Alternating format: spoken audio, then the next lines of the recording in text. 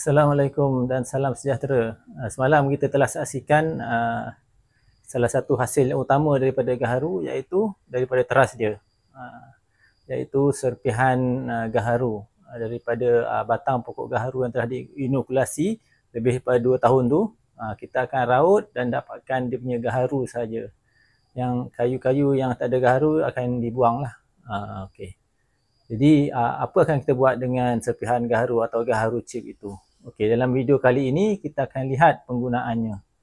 Salah satu penggunaannya sejak zaman berzaman adalah sebagai pewangi dengan cara dibakar dengan menggunakan arang.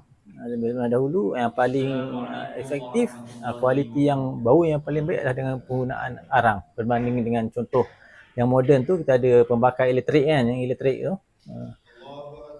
ataupun kita bakar dengan api, dia kurang.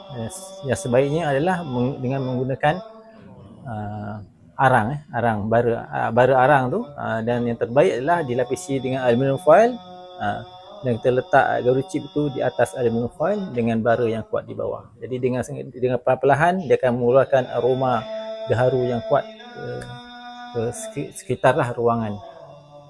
Okey, penggunaan yang kita tunjukkan hari ini adalah dari segi wangian digunakan di masjid-masjid, termasuk di Masjidil Haram. Semalam penggunaan digunakan di kawasan kita juga, iaitu di Taman Melawati, di beberapa surau dan masjid. Jadi kalau tuan dan puan nak tahu bagaimana bau gaharu ni, bau gaharu atau tak pernah lagi dapat mencium bau gaharu, bolehlah pergi ke Masjid Al-Mardiah di Taman Melawati ataupun Surau Tarbiyah di Taman Melawati, Kuala Lumpur. Dan beberapa surau dan masjid di sana juga pun ada. Saya dikhabarkan ada menggunakan wangian gaharu pada hari Jumaat. Okey, kita saksikan.